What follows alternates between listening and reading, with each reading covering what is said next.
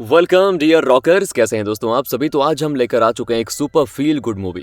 कहानी की हीरोइन की छोटी बहन को एक जेनेटिक डिसऑर्डर है। हीरोइन की लाइफ में आए दिन क्या क्या होता है वो सारी चीजें वो रोज अपनी बहन को सुनाया करती है, क्योंकि छोटी बहन अपनी बीमारी की वजह से बाहर घूम फिर नहीं सकती। एक दिन उसकी प्यारी सी बहन का देहांत हो जाता है दोस्तों।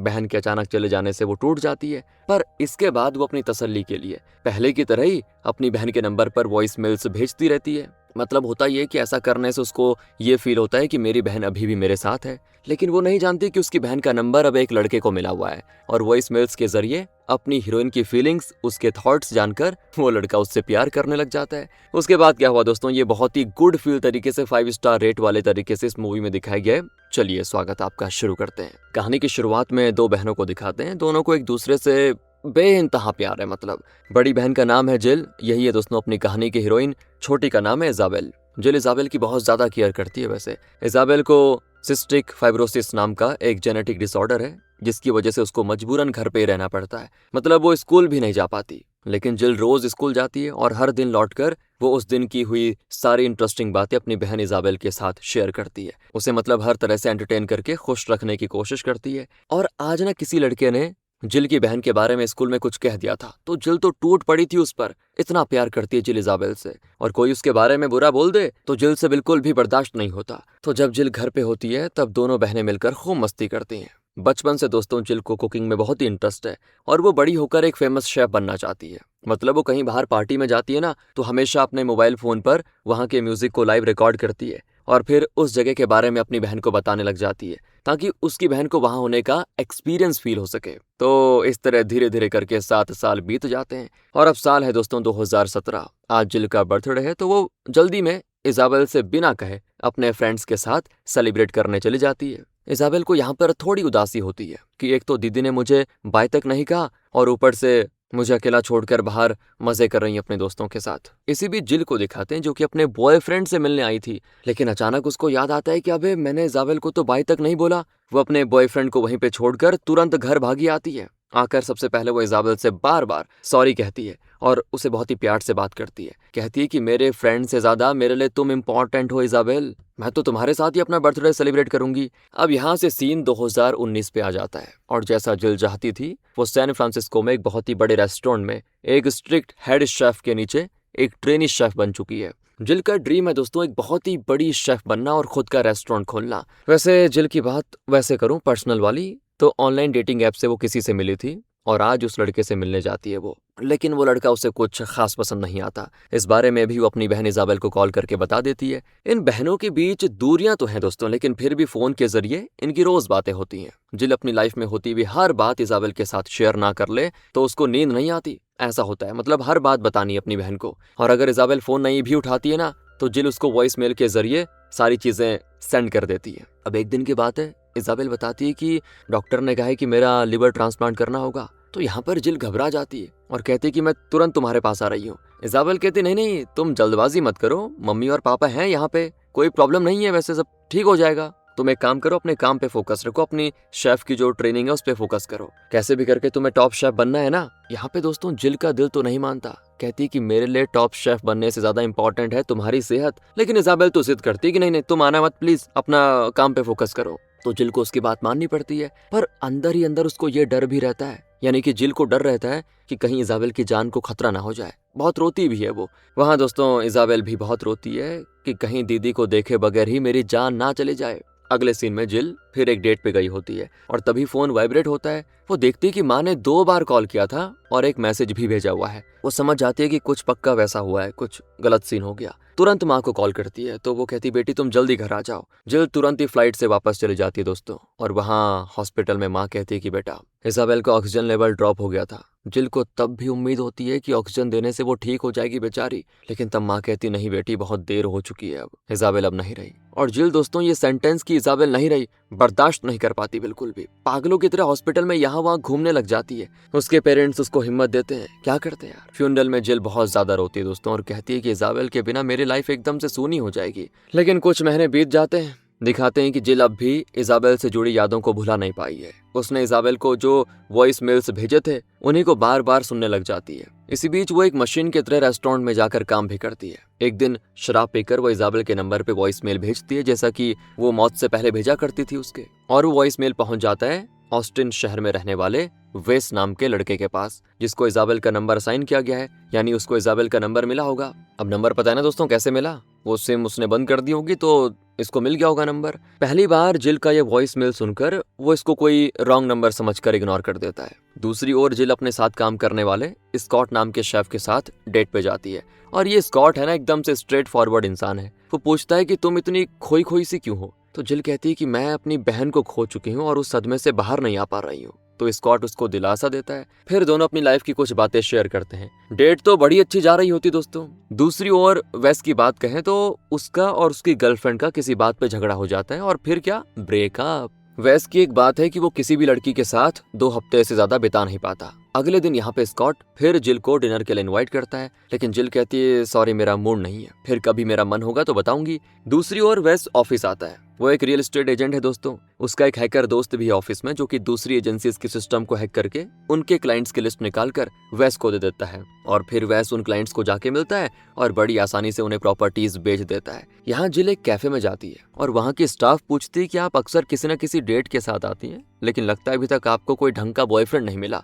और तभी पीछे बैठा एक आदमी इनकी बातें सुन रहा होता है। जिल भी कहती है हाँ, आजकल बॉयफ्रेंड मिलना बहुत ही मुश्किल हो रहा है। और फिर वो आदमी दोस्तों जिल से बात करने लग जाता है। असल में उसकी गर्लफ्रेंड है ना जो, वो अभी तक यहाँ पे नहीं आई। तो जिल भी उससे बातें करती है और वो तो सीधे पूछ लेता है कि क्यों ना हम दोनों डेट कर लें। पर जिल कहती है फिलहाल तो मैं इंटरेस्टेड नहीं हूँ। इतने में उस आदमी की गर्लफ्रेंड आ जाती है दोस्तों, जिसको देखकर जिल आराम से गुड बाय कह के निकल जाती है। समझ जाती है ठरकी आदमी है ये, लेकिन वो जिल के पीछे आ जाता है और फिर कहता है कि आप मुझे डेट करोगी क्या। तो जिल कहता है क्या बदतमीज आदमी हो तुम, तुम्हारी गर्लफ्रेंड का क्या होगा। तो वो कहता है कि अरे मुझे उससे ज्यादा आप पसंद हो। जिल यहाँ पे फिर मना कर देती है। तो वो कहता है कि मुझे लगता है आप कंफ्यूजन में हैं कि डेट करूं या ना करूं, है ना, सच बोल रहा हूं ना। आप एक काम करिए, घर जाइए, अच्छे से सोच के बताइए, लेकिन हाँ तब तक के लिए आप अपना नंबर मुझे दे सकती हैं। और जिल भी उसको अपना नंबर दे देती है। फिर वो एज यूजुअल इस आदमी के बारे में भी इजाबेल के नंबर पे वॉइस मेल कर देती है। मतलब जैसे वो पहले करती थी ना हर बात शेयर, ऐसे इस बार भी वो सारी बातें शेयर कर रही है। उसकी बातें सुनकर वहाँ वेस को बड़ा मजा आता है।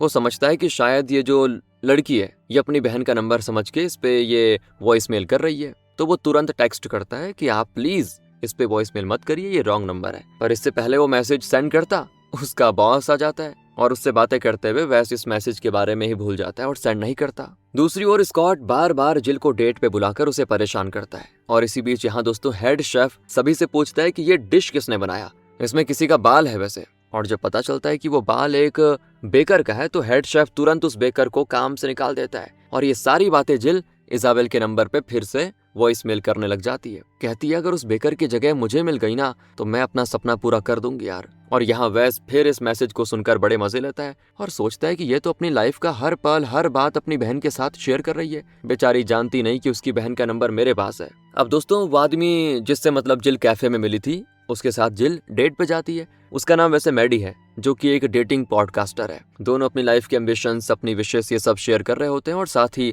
शराब भी पीते हैं बढ़िया तरीके से। और नशे में जिल को मैडी पता नहीं क्यों लेकिन पसंद आ जाता है और देखते देखते दोनों इंटीमेट होने वाले होते हैं। लेकिन वो तो अच्छा हुआ, जिल खुद को थोड़ा संभालते हुए कहती है नहीं नहीं नहीं, ये बहुत जल्दी हो रहा है, गलत है, मैं ये नहीं कर सकती, कहकर वो मैडी को दफा कर देती है। और ये सारी चीजें जो अभी अभी हुई ये भी जिल वॉइस मेल में इजाबेल के नंबर पे भेज देती है। कहती है मुझे खुशी है कि एन वक्त पर मैंने अपने माइंड को कंट्रोल कर लिया, नहीं तो आज मैं दिक्कत हो जाती मुझे। पर तभी मैडी वापस आता है क्योंकि वो अपना वॉलेट भूल गया था। लेकिन इस बार जिल अपना माइंड कंट्रोल नहीं कर पाती और दोनों इंटीमेट हो जाते हैं दोस्तों। कमाल है यार। अगले दिन जिल कल रात हुई बात को फिर इजाबेल को वॉइस मेल के जरिए बता देती है। अब यहाँ उसका मेल सुनकर ना वेस बड़ी टेंशन में आ जाता है। मतलब उसको ऐसा फील होता है जैसे कि उसकी खुद की गर्लफ्रेंड किसी और के साथ इंटीमेट हो गई हो। सोचता है ये तुमने क्या किया, उस मैडी को भगा देना चाहिए था तुम्हें। फिर यहाँ वेस रियलाइज करता है कि अरे मैं तो जिल को जानता तक नहीं, फिर मुझे इतना गुस्सा क्यों आ रहा है, अरे मैं क्यों इतनी फील कर रहा हूँ चीजें। फिर वो सोशल मीडिया में जिल को ढूंढ लेता है और उसकी फोटोज वगैरह देखता है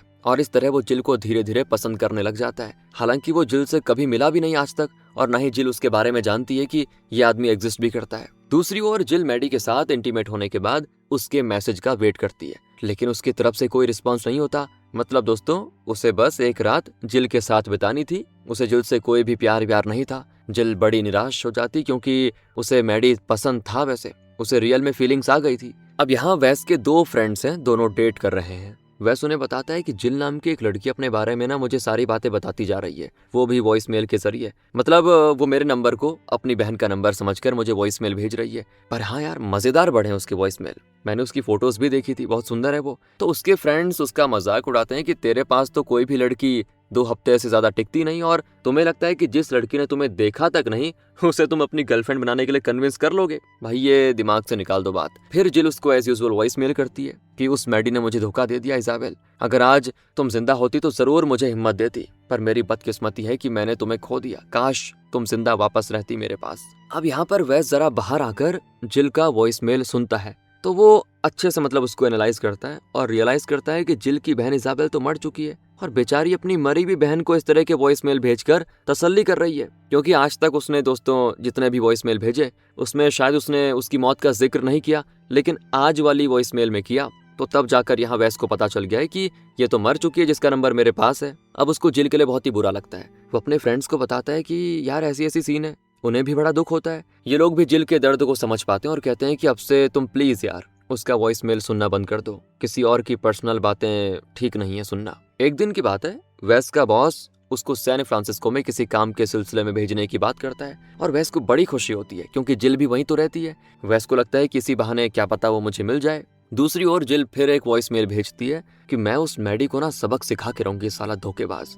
कल उसका एक लाइव शो है, उसमें जाकर मैं उसे एक्सपोज करूंगी। तो वॉइस मेल सुनकर वैस फैसला करता है कि अगर वो मैडी के इवेंट में जाएगा तो फिर तो चांसेस बहुत बढ़ जाएंगे जिल को मिलने के। लेकिन जब वो वहां पहुंचता है तो देखता है कि वहां तो सिर्फ औरतें बैठी हुई हैं। वो भी हैरान होती हैं कि ये आदमी यहाँ पे कैसे आ गया, क्योंकि जिल अपना हुलिया चेंज करके आई होती है। मैडी भी आता है और कुछ देर बाद ही वो ऑडियंस के सवालों का जवाब देने लग जाता है। तो जिल तो तुरंत उठकर उसे एक्सपोज कर देती है कि ये लड़कियों को इम्प्रेस करने जैसी बातें करता है, उन्हें डेट पे लेके जाता है, उनका इस्तेमाल करता है रात भर और फिर छोड़ देता है। इसीलिए ऐसे आदमियों से सावधान रहिए लेडीज, इस आदमी की बातें बिल्कुल मत सुनिए। ये सुनकर ऑडियंस जिल को चीयर करने लग जाती है। जिल बाहर आ जाती है तो वैस भी उसके पीछे पीछे आ जाता है। अब दोस्तों जिल हमेशा जिस बेंच पे बैठा करती थी वहीं पर बैठकर वो फिर वॉइस मेल करती है कि मैं गोल्डन गेट ब्रिज के पास अपने यूजुअल स्पॉट पे बैठी एकदम रिलैक्स होकर ये वॉइस मेल कर रही हूँ। तुम्हें पता है मैंने मैडी का मुखौटा उतार दिया, वो भी सभी के सामने। अरे ये मर्द होते ही ऐसे हैं इजाबेल, एक नंबर के धोखेबाज। पर ना मुझे एक बहुत ही अच्छा सा बॉयफ्रेंड चाहिए।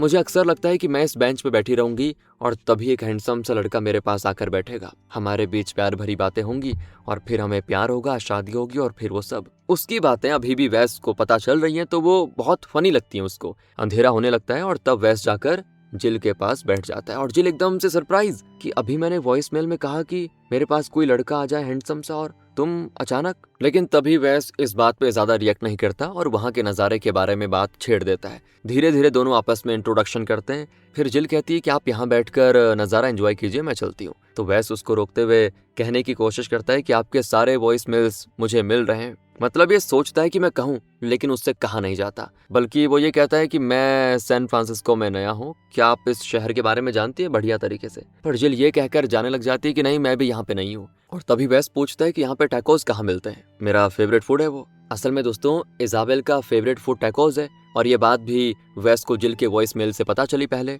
अब जिल को भी इजाबेल का फेवरेट फूड खाने का बड़ा मन करता है और वो वैस को एक टैकोस रेस्टोरेंट में लेके जाती है। दोनों खाकर ड्रिंक कर रहे होते हैं। जिल कहती है कि एक अजनबी के साथ इस तरह बैठकर बातें करने से मेरा जी जरा हल्का हो गया, थैंक्स। वैसे मेरी बहन को भी टैकोस पसंद था। और यहाँ पर वैस अब भी उसे कुछ नहीं बताता, मतलब बताने का मतलब ये कि मुझे सब पता है तुम्हारी बहन के बारे में। वो चुपचाप उसकी बातें सुन रहा होता है जैसे कि वो पहली बार सुन रहा है। वो कहती है कि मेरी बहन अब नहीं रही, मैं उसे बहुत ही मिस करती हूँ। तो वो भी कहता है आई एम सॉरी, मैंने आपको आपकी बहन की याद दिला दी, लेकिन असल में टैकोस मेरा भी फेवरेट है। और क्योंकि दोस्तों वैस जिल के वॉइस मेल के जरिए जिल और इजाबेल के बारे में काफी कुछ जानता है, तो वो उसी हिसाब से बातें करके उसे इम्प्रेस करने की कोशिश करता है। और यहाँ पर जिल को लगता है कि आज तक उसने कितने ही आदमियों को डेट किया है, लेकिन वैस जैसा केयरिंग कोई भी नहीं है। तो उसे वैस बड़ा पसंद आ जाता है। वो बताती है कि मैं एक ट्रेनी शेफ हूँ, टॉप शेफ प्रोग्राम तो आपने देखा ही होगा, उसी के हेड शेफ के नीचे मैं काम कर रही हूँ। वैस कहता है वो तो एकदम चिड़चिड़ा होता है, अरे कितना गंदा लगता है वो अपने शो पे। तो जिल कहती है अरे चिड़चिड़ा, अरे वो शो पे नहीं रियल लाइफ में भी गुस्से वाला आदमी है,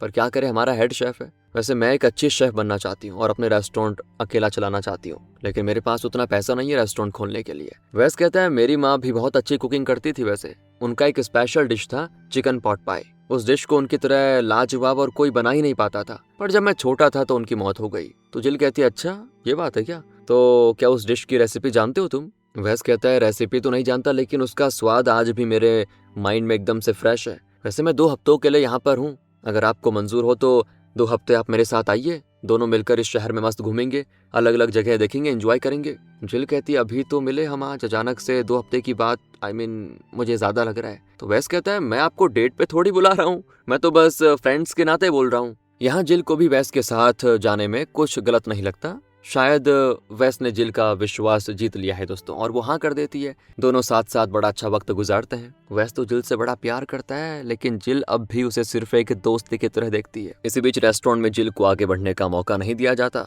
हेड शेफ के नीचे सिर्फ 2 लड़कियां काम करती हैं, एक तो जिल है और दूसरी एक और ट्रेनी शेफ। उससे कोई गलती हो जाती है तो जिल कहती है कि उसे मैं सही कर सकती हूँ, लेकिन ये हेड शेफ है ना, ये ऐसा आदमी है जो औरतों की तरक्की देख नहीं पाता। वो जिल को कोई और मौका देना ही नहीं चाहता और हमेशा इन दोनों लड़कियों की इंसल्ट करता है कि तुम्हें तो कुछ आता ही नहीं है। देखते देखते 2 हफ्ते निकल जाते हैं दोस्तों, और कल वैस वापस ऑस्टिन जाने वाला है। आज ये दोनों दूसरे टूरिस्ट्स के साथ बस में कोई और जगह देखने जा रहे होते हैं। अब इनका गाइड एक ट्रेनी मालूम होता है जो ज्यादा कुछ जानता नहीं है। वो इनको एंटरटेन करने की बहुत ही कोशिश करता है, लेकिन उससे हो नहीं पाता। फिर वो निराश होकर बीच में उतरकर भाग जाता है, और तब वैस माइक उठाकर बातें करता है और सभी को बताता है। इस ट्रिप के दौरान वैस सभी का फेवरेट बन जाता है, जिल का भी दोस्तों। वो उसे पसंद करने लगती है, और अब उसे उदासी भी होती है कि कल वैस चला जाएगा, फिर मैं अकेली हो जाऊंगी। ऐसे में वो अपने प्यार का इजहार कर देती है और फिर दोनों किस करते हैं। फिर जिल वैस को अपने घर डिनर के लिए बुलाती है। कहती है तुमने तो कहा था डेट नहीं करना, लेकिन आखिर हुआ तो वही।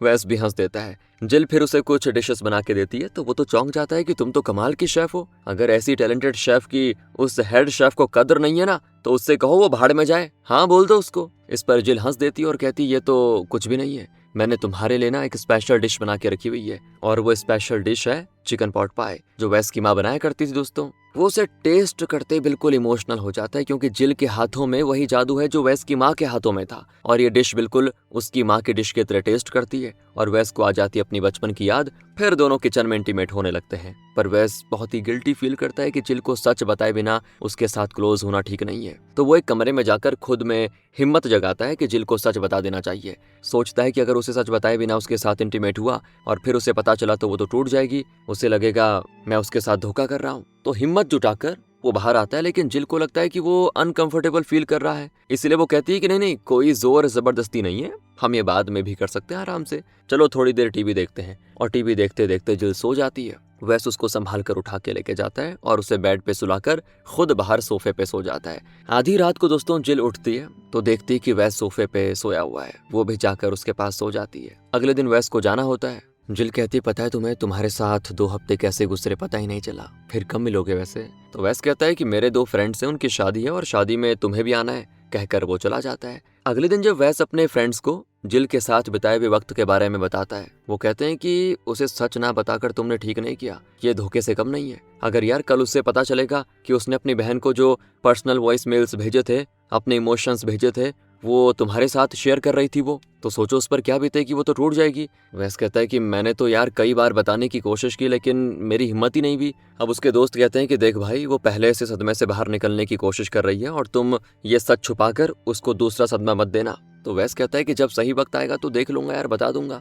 अगले सीन में वैस के उन 2 फ्रेंड्स की शादी होती है। जिल भी शादी में शामिल होती है। सभी मिलकर खाते हैं और फिर वो ड्रिंक करने लगते हैं। जिल को थोड़ा सा ठंड लगती है तो वैस अपना कोट उतार कर उसे पहना देता है और कुछ देर के लिए बाहर चला जाता है। वैस के फ्रेंड्स जिल से बहुत ही अच्छे से बात करते हैं दोस्तों। जिल आज बड़ी खुश है और वो अपनी हर खुशी और हर गम अगर किसी के साथ शेयर करती है तो वो है उसकी बहन इजाबेल। तो जिल फिर एक बार इजाबेल के नंबर को कॉल करके वॉइस मेल भेजने की कोशिश करती है, तो देखती है कि वैस के कोट में फोन रिंग कर रहा है और वो देख लेती है कि उसका कॉल वैस के फोन पे बज रहा है। एकदम से उसको ऐसा शॉक होता है, क्या बोले, उसके चेहरे पे ये रिएक्शन देखकर दूर से वैस को रियलाइज हो जाता है कि बस काम हो गया। तुरंत भागा चलाता है और एक्सप्लेन करने की कोशिश करता है, लेकिन जिल तो समझ चुकी थी कि आज तक वो जो भी अपने इमोशंस, थॉट्स, विचार वगैरह शेयर कर रही थी वो सब वैस को कर रही थी, अपनी बहन को नहीं कर रही थी, क्योंकि उसको पता चल गया नंबर इसके पास है। उसे ये भी लगता है कि वैस का जो भी था प्यार वाला वो नाटक था और कुछ नहीं। वो कह देती है कि तुम्हारा मुझसे मिलना कोई कोइंसिडेंस नहीं था, बल्कि तुम सब जानबूझ के मुझसे एक अजनबी की तरह मिले। तुमने मेरे इमोशंस के साथ खिलवाड़ किया सच में, और मेरी मती मारी गई थी जो मैंने तुम पे भरोसा किया। मुझे मर्दों से नफरत थी, इसीलिए मैं किसी के साथ डेट पे नहीं जाती थी, पर तुम्हारे साथ मुझे थोड़ा सा अपनापन महसूस हुआ। लेकिन अब समझ में आया कि तुम और दूसरे जितने भी मर्द हैं सब एक जैसे ही हैं। अरे तुम भी सभी की तरह धोखेबाज निकले। मुझे लगा कि अपनी बहन के नंबर पे वॉइसमेल भेजकर मेरे दिल को शांति मिलेगी कि वो अभी भी मेरे साथ है, लेकिन अब पता चल रहा है कि वो सब तो मैं तुम्हारे साथ शेयर कर रही थी। वो सारी बातें तो तुम सुन रहे थे, और अब मुझे लग रहा है कि वो दोबारा मुझे छोड़कर चली गई है। प्लीज आइंदा मुझसे कभी मिलने की कोशिश मत करना। आई हेट यू कहकर जिल गुस्से में चली जाती है और सैन फ्रांसिस्को पहुंच जाती है। और यहाँ पर एक बार फिर इमोशनली उसको धक्का लग जाता है। जिल ने अब तक जो इजाबेल को वॉइस मेल्स भेजे थे वो उसके फोन से डिलीट हो जाते हैं, क्योंकि जिल के फोन में वायरस अटैक हो गया था। बेचारी बहुत ही ज्यादा रोती है, क्योंकि इन वॉइस मेल्स के सहारे वो जी रही थी और अपनी बहन को अपने करीब पाती थी। वो कुछ हफ्ते के बाद का सीन दिखाते हैं। असल में इनके रेस्टोरेंट से एक बेकर को नौकरी से निकाल दिया गया था, और उस पोजीशन को पाने के लिए जिल, दूसरी शेफ एल्जा और स्कॉट के बीच एक कंपटीशन रखा जाता है। स्कॉट जिल पे गुस्सा है क्योंकि जिल उसके साथ डेट पे नहीं गई। हेड शेफ 20 मिनट का टाइम देता है और इस टाइम में इनको कुक करना है, और बेस्ट डेजर्ट जो बनाएगा उसे बेकर की पोजीशन दी जाएगी। जिल को एक डेजर्ट याद आता है जो बचपन में जिल और इजाबेल ने क्रिएट किया था। वो काफी सिंपल डेजर्ट था, लेकिन उसका टेस्ट लाजवाब होता है। तो जिल वही डिश बनाने का फैसला करती है और इंग्रेडिएंट्स लेने के लिए फ्रीजर रूम में जाती है। तो स्कॉट जानबूझ के उससे टकराता है और डिश का एक जरूरी इंग्रेडिएंट जिल पे गिर जाता है। पर जिल हंसती है और मन ही मन ठान लेती है कि आज तो तुम्हें मैं हरा कर ही रहूंगी। फिर जिल जी जान से दोस्तों अपना पूरा टैलेंट लगाकर वो डेजर्ट बनाती है। 20 मिनट हो जाते हैं और तब हेड शेफ इनके डिशेस को टेस्ट करता है। एल्जा ने तो बहुत ही अच्छा बनाया होता है, लेकिन हेड शेफ कोई कमेंट नहीं देता और स्कॉट के पास जाता है। उसका डिश दिखने में उतना अच्छा नहीं होता, लेकिन हेड शेफ कहता है कि इसका टेस्ट बढ़िया है। आखिर में वो जिल का डेजर्ट टेस्ट करता है। जिल ने प्लेटिंग भी बहुत अच्छे तरीके से की होती है और उसका टेस्ट भी अच्छा होता है। लेकिन पता है क्या, हेड शेफ ना उसे टेस्ट करके कहता है तुम्हारा भी अच्छा है, लेकिन इस कंपटीशन का विनर स्कॉट है। और सबको पता है दोस्तों, ये आदमी ऐसा है कि जो औरतों को आगे बढ़ता हुआ नहीं देखना चाहता। इसे लगता है कि औरत मर्द से बेहतर कभी हो ही नहीं सकती। तो जिल को बड़ा गुस्सा आता है, लेकिन वो ठहाका मार के हंसती है। फिर हेड शेफ पे चिल्लाती भी है कि यहाँ पे कोई नाटक चल रहा है क्या, कहकर वो स्कॉट का डिश निकालती है, जो कि ना ठीक से पका है और ना ही उसकी कंसिस्टेंसी ठीक है। एकदम पानी की तरह होता है डेजर्ट। फिर भी उस डिश को बनाने वाले स्कॉट को हेड शेफ ने विनर घोषित कर दिया। इस बात का वहां पे प्रोटेस्ट होता है। जिल कहती है कि तुम किस जमाने में जी रहे हो शेफ, औरत के प्रति ऐसी घटिया एटीट्यूड और सोच रखने वाले तुम शेफ प्रोग्राम के जज होने के लायक ही नहीं हो। अरे बंद कर दो प्रोग्राम। मुझे लगा यहाँ मेरे टैलेंट की कद्र होगी, लेकिन नहीं, तुम तो एक मेल शोविनिस्ट हो। औरत को हमेशा अपने पैरों तले दबाकर उससे काम करवाना चाहते हो। अरे अगर मुझे सब पहले पता होता ना, तो मैं किसी और अच्छे शेफ के पास काम करने चली जाती। जब तक यहाँ रहूंगी करियर में कभी आगे नहीं बढ़ पाऊंगी। मैं जा रही हूँ और अपना खुद का रेस्टोरेंट शुरू करके दिखाऊंगी। देखो तुम में से जो भी मेरे साथ आना चाहते हैं आ सकते हैं। लेकिन वहां से कोई नहीं हिलता। जिल बाहर चली जाती है। आज उसका बर्थडे है और आज वो घर पे अकेली एक बन के ऊपर कैंडल रख के अपना बर्थडे सेलिब्रेट कर लेती है। तब डोरबेल बजती है। जिल के पेरेंट्स आए होते हैं, जिनको देखकर जिल की खुशी का ठिकाना नहीं होता। वो एक्चुअली गिफ्ट्स लेकर आए होते हैं। बचपन में जिल और इजाबेल ने मिलकर गैराज में एक बोर्ड बनाया था जिस पर दोनों के नाम लिखे होते हैं, जिल एंड इजी। वो कहते हैं कि एक और गिफ्ट भी है तुम्हारे लिए। तो वो जिल को एक चेक देते हैं, कहते हैं ये हमने इजाबेल की कॉलेज की पढ़ाई के लिए जमा करके रखा हुआ था, अब इसे तुम रख लो। तुमने नौकरी छोड़ दी, अच्छा किया। इस रकम से अपना छोटा सा कैफे या रेस्टोरेंट खोल लो। तो जिल उन पैसों से एक फूड ट्रक शुरू करती है अपने और अपनी बहन के नाम पे, जिल एंड इजी। लेकिन पहले दिन बरसात होने लगती है और तो और नाम के वास्ते भी कोई कस्टमर नजर नहीं आता। बड़ी मुश्किल से दिन के अंत में कस्टमर अपनी बेटी के साथ आता है और एक डिश ऑर्डर करता है। लेकिन जैसे जिल ओवन ऑन करती है, शॉर्ट सर्किट होकर बोर्ड फट जाता है। जैसे तैसे यार, ये पहला दिन खराब होता है। जिल आग बुझा देती है, कस्टमर भी चला जाता है। फिर जिल रोने लग जाती है कि मेरी तो किस्मत ही खराब है। तब एल्जा आती है और जिल को हिम्मत देती है कि किस्मत को दोष देना बंद करो और प्रैक्टिकली सोचो। पहले तो हमें इस सर्किट बोर्ड को ठीक करना होगा और वायरिंग भी सही तरीके से करनी होगी। वैसे तुम्हें इस जगह पे दुकान लगाने को कहा किसने, यहाँ तो कोई आता जाता भी नहीं है। पहले तो हमें जगह बदलनी होगी और फिर अपने बिजनेस की एक ग्रैंड ओपनिंग भी करेंगे। मैं भी तुम्हारे साथ हूँ। आज ये सुनकर जिल की खुशी का ठिकाना नहीं होता, क्योंकि उसके साथ अब एल्जा है। एल्जा कहती हाँ, उस दिन तुम्ही ने तो कहा था कि जो भी तुम्हारे साथ आना चाहता है आ सकता है, तुम आ गई। उस हेड शेफ की नौकरी मैंने छोड़ दी। फिर क्या था दोस्तों, दोनों मिलकर अपने फूड ट्रक बिजनेस की जगह बदलती हैं और म्यूजिक एंड डांस के साथ एक ग्रैंड ओपनिंग करती हैं। बिजनेस बहुत ही अच्छा चलने लग जाता है। कुछ दिन के बाद क्रिसमस भी है, तो जिल कुछ दिन के लिए अपनी दुकान बंद करके अपने पेरेंट्स के पास जा रही होती है। एक्चुअली जिल बहुत समय के बाद अब पीसफुल लाइफ जी रही है। दूसरी ओर वैस जिल को बहुत ही मिस कर रहा होता है। उसकी फ्रेंड पूछती है कि तुमने जिल से बात की क्या, तो वैस कहता है नहीं, कि हिम्मत ही नहीं हो रही। जब से उसको सच पता चला है वो मुझसे गुस्सा होकर चली गई। मैं किस मुंह से उसे कॉल करूं। लेकिन हाँ, मैं इंस्टाग्राम पे उसे फॉलो कर रहा हूँ। उसने अपनी नौकरी छोड़ दी और एक फूड ट्रक शुरू किया है। उसने इंस्टा पे स्टोरी भी डाली हुई है कि उसका वो बिजनेस बहुत ही सक्सेसफुल जा रहा है। मुझे उसके लिए बड़ी खुशी फील हो रही है, लेकिन उसे कॉल करने की मेरी हिम्मत नहीं हो रही और वो शायद मुझे कभी माफ भी ना करे। पर वैस की फ्रेंड कहती कि मेरे पास एक आइडिया है, सुनो जरा। जिल ने अपनी एक स्टोरी में मेंशन किया था कि वायरस अटैक की वजह से उसके फोन पर जो भी डेटा था चला गया। उसकी बहन के भेजे गए वॉइस मेल्स डिलीट हो गए हैं। अगर कोई उन वॉइस मेल्स को उसे दे सकता है तो वो तुम हो, और अगर तुमने दे दिया तो खुशी होगी। तुम्हारा दोस्त तो हैकर है ना, उससे कहकर अगर तुम कैसे भी जिल के वो वॉइस मेल्स लौटा दो तो वो तुम्हें जरूर माफ कर देगी और शायद तुम्हें तुम्हारा प्यार भी वापस मिल जाएगा। अगले सीन में वैस अपने हैकर फ्रेंड को इस बारे में बताता है तो वो तो कहता है कि यार ये तो बहुत ही मुश्किल काम है, टेलीकॉम सर्वर को हैक करना उतना आसान नहीं होता, ऊपर से ये लीगल प्रॉब्लम्स हो सकती हैं। लेकिन वैस के बहुत ही रिक्वेस्ट करने पर वो रिस्क लेने को तैयार हो जाता है और कहता है ठीक है, तुम्हारी खातिर, सिर्फ तुम्हारी खातिर मैं ये काम करूंगा। अगले सीन में वैस जिल को कॉल करता है लेकिन वो फोन नहीं उठाती। फिर वैस जिल को वॉइस मेल करता है कि अब मैं इजाबेल का वो नंबर यूज नहीं कर रहा हूँ, मैंने अपनी कंपनी से दूसरा फोन नंबर ले लिया है, लेकिन इजाबेल के नंबर के लिए मैंने अगले 1 महीने का पेमेंट कर दिया है, इसलिए वो नंबर किसी और को नहीं मिलेगा। तुम उस नंबर पर पहले की तरह वॉइस मेल्स भेज सकोगी, लेकिन अब उसको कोई सुन नहीं सकेगा, इसलिए तुम अगले 1 महीने के लिए उसे जितने वॉइस मेल्स भेजो भेज सकती हो। एक और बात है जो मुझसे कहे बिना रहा नहीं जा रहा, मुझे माफ कर दो यार प्लीज, तुमसे बात किए बगैर रहा नहीं जा रहा मुझसे, तुम्हें बहुत ही मिस कर रहा हूँ। Merry Christmas and happy new year कहकर वो जल्दी में वॉइस मेल भेज देता है और वहां जिल अपने पेरेंट्स के साथ इस वॉइस मेल को सुनती है। वो तो हंसते हैं, कहते हैं कि ओहो लड़का बहुत ही अच्छा मालूम होता है, तुम्हारी कितनी केयर कर रहा है, तुम अपनी जिद छोड़ दो और उसे माफ कर दो बेटी, उससे बात करो और आगे बढ़ाओ बात को। दूसरी ओर वैस की फ्रेंड्स भी उसे जिल से बात करने के लिए एनकरेज करते हैं, कहते हैं कि यार यहाँ बैठे बैठे काम नहीं होगा, तुमने प्यार किया है, कोई गुनाह तो नहीं किया, जाओ जाकर उससे मिलो, हमें लगता है वो भी तुम्हें मिस कर रही होगी, जाओ। तो वैस जिल से मिलने का फैसला कर लेता है। इस बीच जिल के फोन नंबर पर वो सारे वॉइस मेल्स लौट आते हैं जो कि उसने इजाबेल के नंबर पे भेजे थे। मतलब वैस के उस हैकर ने टेलीकॉम सर्वर हैक करके वो सारी चीजें बढ़िया तरीके से वापस कर दी। जिल की आंखों में तो खुशी के आंसू आ जाते हैं, उसे ऐसा लगता है जैसे कि उसकी बहन इजाबेल वापस आ गई हो। वो उन वॉइस मेल्स को सुनकर पुरानी बातों को याद करके बहुत ही ज्यादा रोती है। और इस बीच वैस उस कैफे के काफी पास पहुंच जाता है जहां जिल अक्सर जाया करती थी। वैस को यकीन है कि जिल यहीं पर होगी, लेकिन वो ट्रैफिक में फंस जाता है। गाड़ी से उतरकर उस कैफे की ओर भागा चला आता है और जैसा उसने एक्सपेक्ट किया था जिल वहीं पर बैठकर खा रही होती है। वैस को देखकर जिल की भी कुछ समझ में नहीं आता कि क्या करे। वैस जाकर सीधे उससे माफी मांगता है और जिल समझ जाती है कि वैस की बदौलत ही मेरे वॉइस मेल्स मुझे वापस मिले।